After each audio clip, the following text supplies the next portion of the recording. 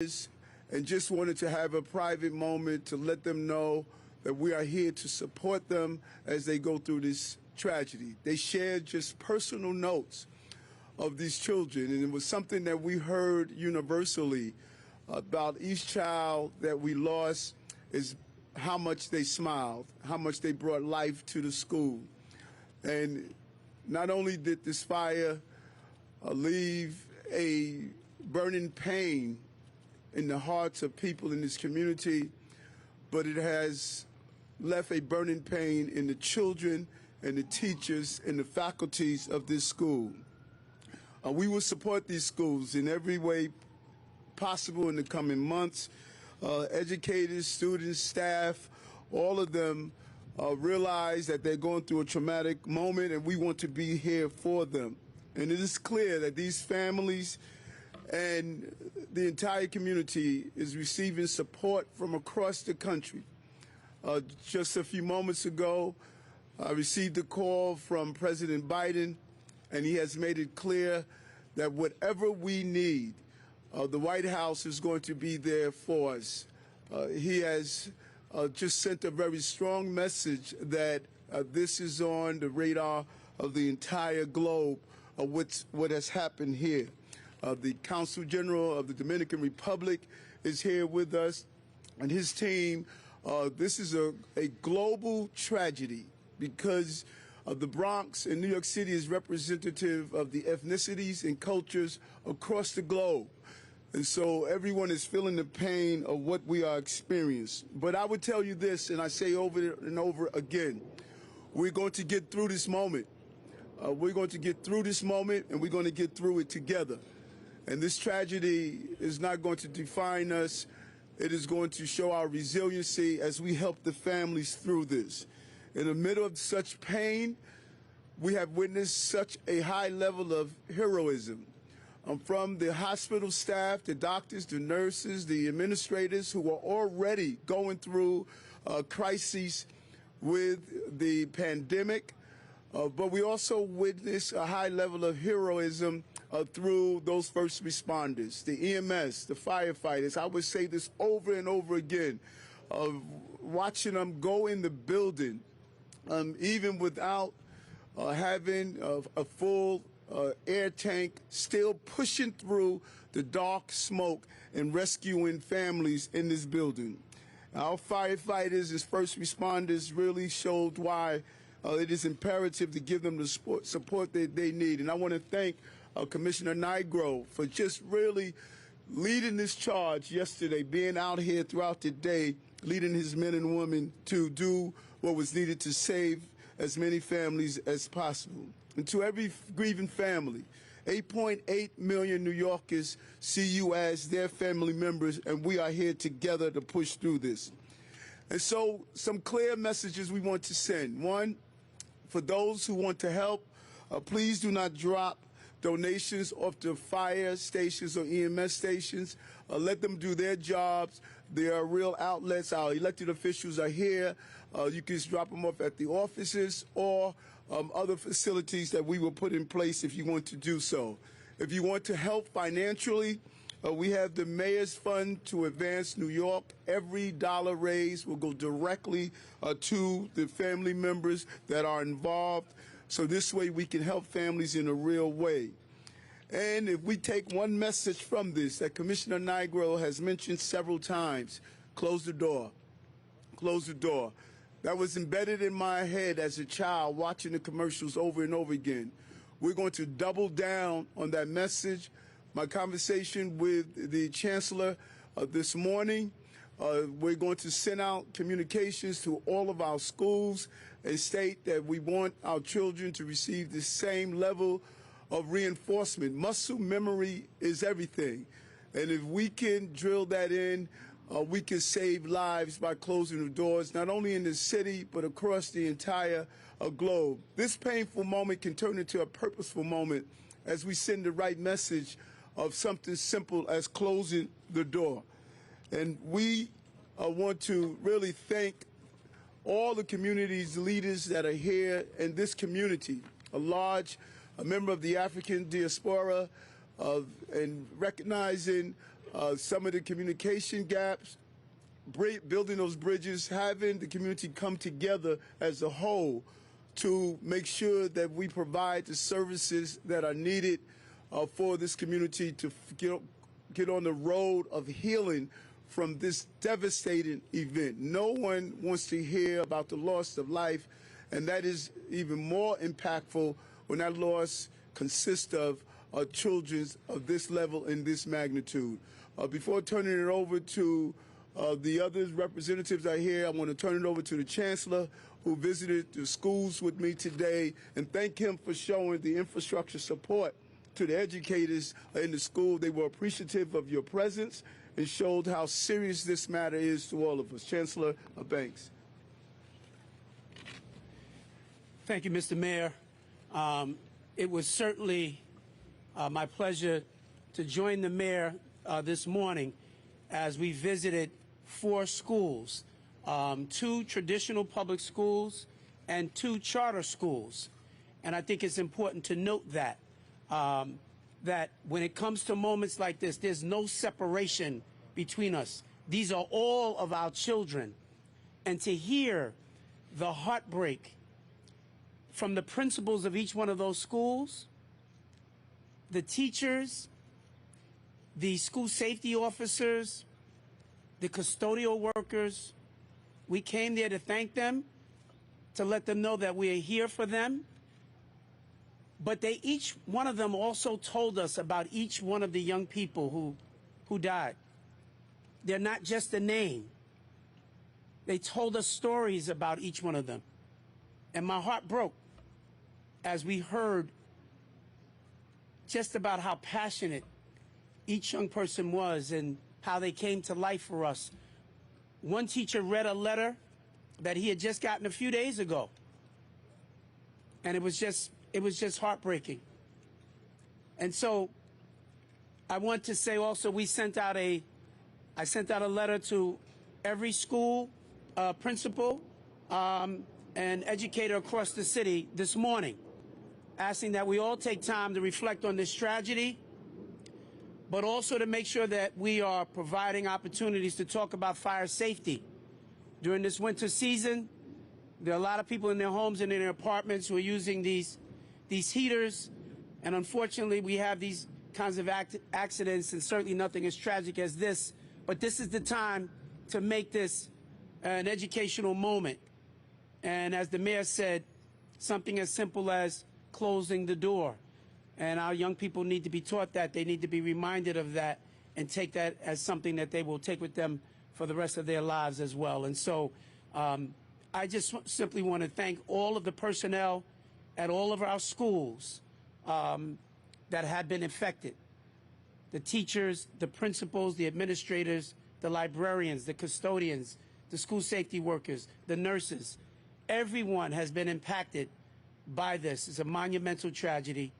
And we just extend prayers and all of our deepest thoughts with the families who are going through so much. God bless.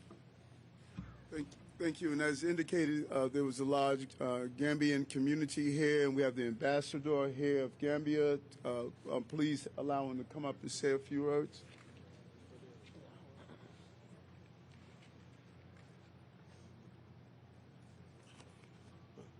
Thank you very much, Mayor. Thank you for your leadership. I have come here from Washington to meet you and the local authorities to learn more about this tragic incident that took so many lives and left many more struggling for their lives. This is very unfortunate, and I think I dare say that the majority of the victims apparently have their roots from the Gambia.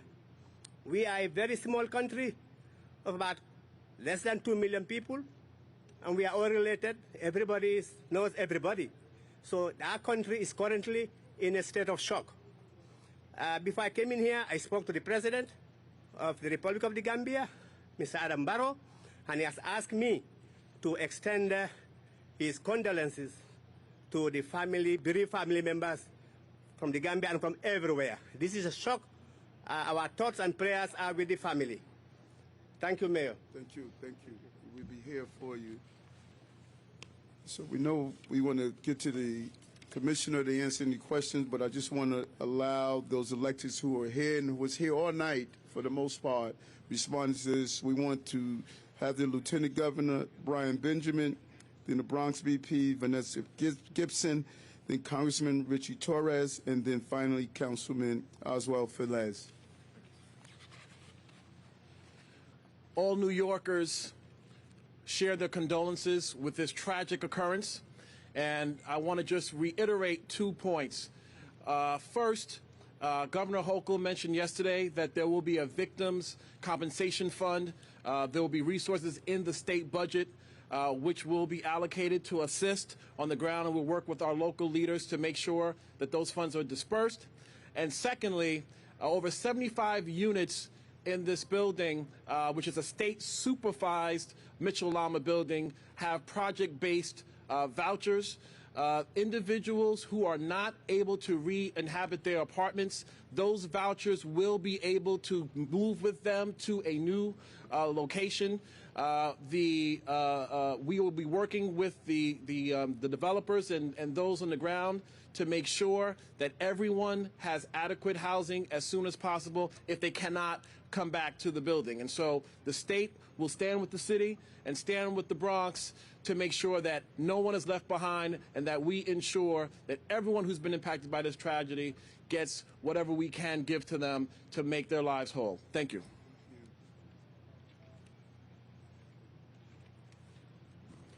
Good afternoon. Thank you so much. On behalf of 1.5 million Bronxites, we extend our condolences and prayers of healing strength to all of those that have been impacted by this devastating 5-alarm fire here in Fordham. I am Bronx Borough President Vanessa L. Gibson. This is my first week on the job, and I am devastated and truly heartbroken and overwhelmed at all that has happened in these last 24 hours.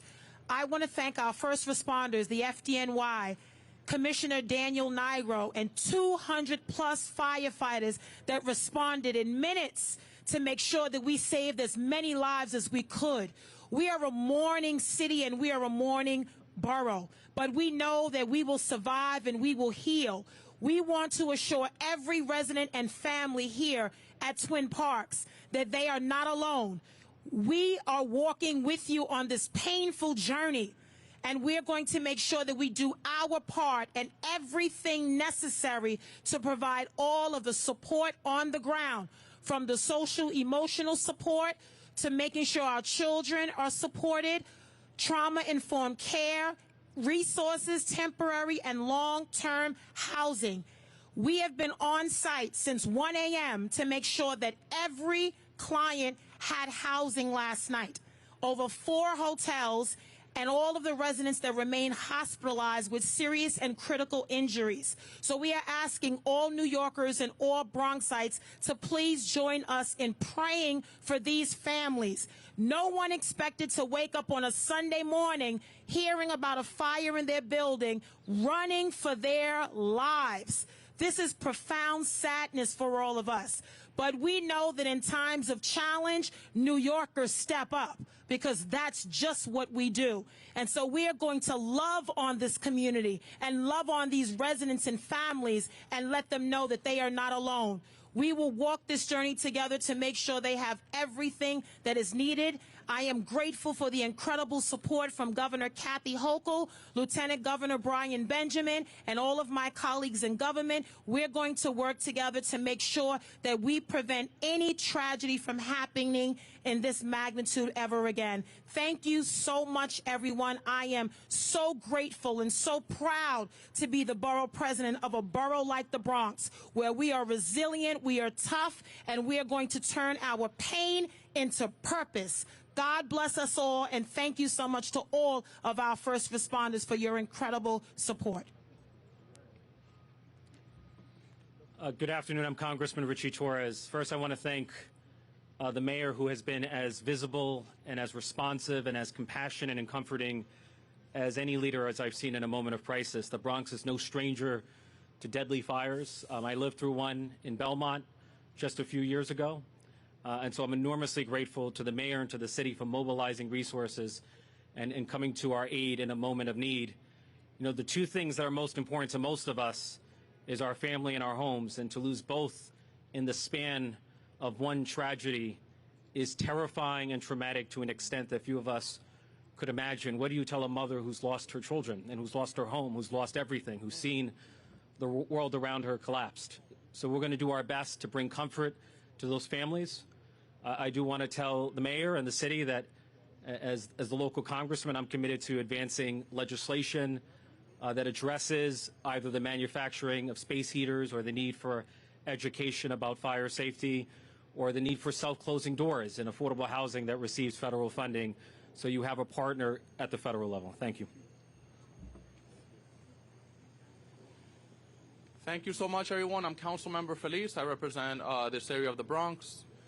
What happened yesterday was a frightening nightmare.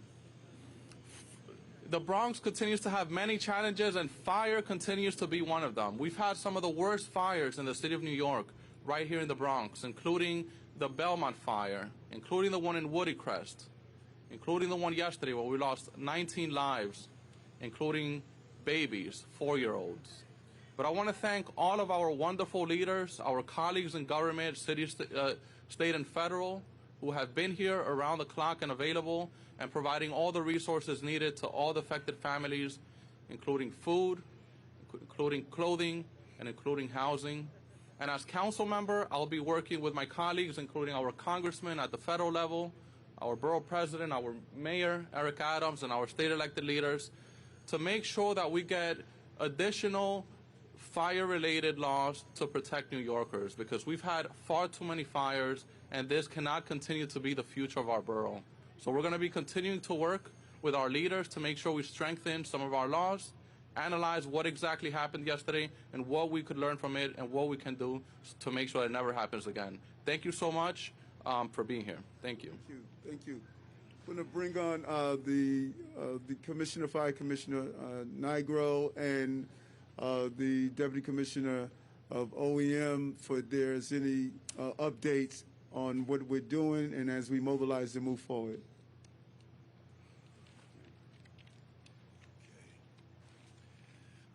Thank you, Mayor. The investigation continues. As I said yesterday, we're certain that the fire started with a faulty electrical heater, portable heater. The fire was contained to the hallway just outside this two-story apartment, but the smoke traveled throughout the building, and the smoke is what caused the deaths and the serious injuries. So our fire marshals teams are here. They've been here. They've been examining the building. They've been examining videotape. They will do a complete investigation as to how this occurred, why this occurred, and we're confident of that. As the mayor stated previously, patients were taken to 7 different hospitals. There was a bit of a double count, and I guess it's a bit of good news that the number isn't 19 but 17. But don't forget, there are many people fighting for their lives in the hospital who were transported, so this number could unfortunately increase again. So our prayers are with them, and the prayers continue to be with the families of those we lost. I will let OEM discuss more about the continued operations for the families. Thank you. So last night, the building was totally vacated. No apartments were habited last night. We, through the American Red Cross, with Housing Preservation and Development, and with the building management, about half of those units, so about 60 different families, stayed in area hotels. We were able to house everyone in the Bronx. And the rest, as I said, there are people still in hospitals, and people also went to friends and family. Ongoing is registration with the Red Cross. People are coming out of hospitals, people were at work or somewhere else, so it's never too late. People can continue to register with the Red Cross. We worked with the Department of Education. They were able to help to get the children back, as was noted, back to their schools this morning, and they will continue to help them until people are back in the building. It does look like many of the apartments will be able to be reoccupied as the week goes on, which is good news. There are a certain number of apartments that will be, not habitable for quite some time, and so we will continue to work to find long-term housing with the state and with the city. We moved out of the school since the school opened this morning. There is now a service center at Monroe College, which is close by. We have several different agencies there. It opened at 12 o'clock. It's open until 8 p.m. It'll be open this week. So residents can come by there and continue to receive services. We have interpreters there. There has been an outpouring of support, as everyone said, the borough president, everyone else. There's a lot of food and other resources that we have been able to share with the families. Thank you.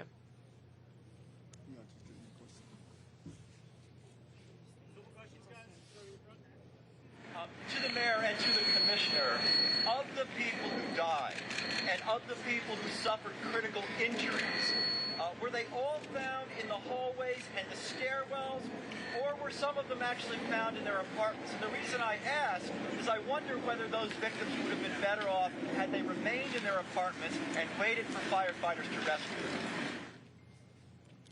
Okay, I don't have a tally of where exactly everyone was found. The people from the fire department all got out on their own, and they were safe. Certainly the stairwell was very dangerous as the door was left open.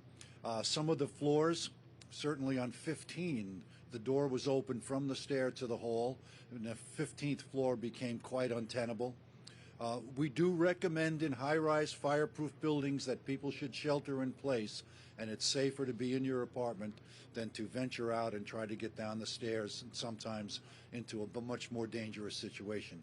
But this investigation, as I said before, is incomplete and inconclusive so far. Sir, is there a reason why those doors aren't self-closing?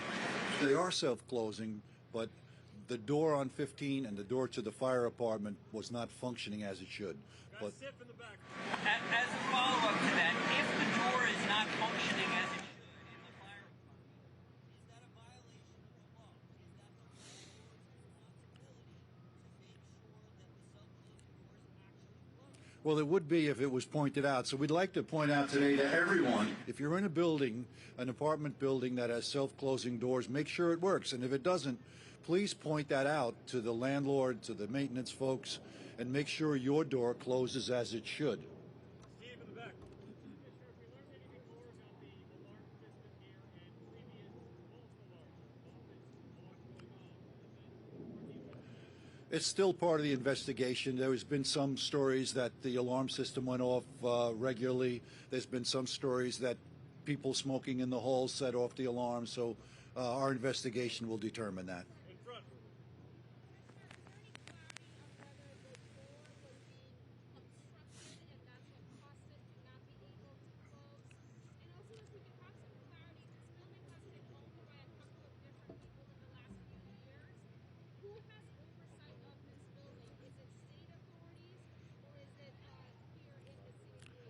All three.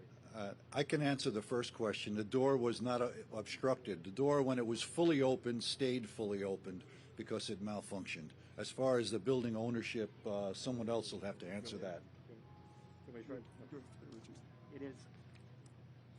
It's all of the above. So it's Project B Section 8, which is a federal program. It is a state Michelama, which is the state, and every property, regardless of whether it's federal or state, is subject to the building, housing, and fire code. Commissioner, were there smoke detectors in the hallways? Are they required? Well, the smoke alarms are required in the apartments. There were smoke alarms sounding. As I said yesterday, the first call from a neighbor came because they heard smoke alarms sounding in the building. The folks in the apartment where the fire started were alerted by the fire itself. So that didn't seem to be a factor in this fire. Would that have helped if they were in hallways? I don't know if that would have helped or if they were required in this particular building. Residents where the fire broke out, the apartment where the fire broke out, they were home at the time. Why would their doors be open? Well, the resident, they opened the door to escape the apartment. There were multiple people living in that apartment. As they left, they opened the door and the door stayed opened. Two more guys right there. Is there any investigation as to whether or not the residents were receiving adequate heat? I want to answer that, but I want to go back to the resident in the open apartment. And we want to be clear here that we don't want to add further trauma on that family because they fled the apartment. You know, muscle memory during a crisis, you're trying to get out. It is our obligation to reinforce the concept of close the door, close the door. But what we don't want to do is just to add more trauma on a family that was simply trying to escape a very dangerous and a very frightening experience. All of us make mistakes during crises. And so, yes, we want to encourage, we're going to double down on closing the door and that message. It is our obligation to do so. But our hearts go out to this family, and I just want to be clear on that. They're going through trauma as well. There was no outstanding violations of our knowledge of a heat complaint in the building. But again, this investigation is really new, and the fire marshal and other city entities are looking at all of this information. When will the investigation be expected to be completed, and what is the building managers, and what are they doing to exactly help with the investigation? Well, they have to comply, and the investigation will be completed when the fire marshal do their thorough look. We have a professional fire marshal entity in this city, and one thing we never want to do is to try to make an investigation be expeditious but not thorough. They're going to be thorough, they do their job well, and they will give the outcome, and they know when it will be completed. That's it. Thanks a lot, guys.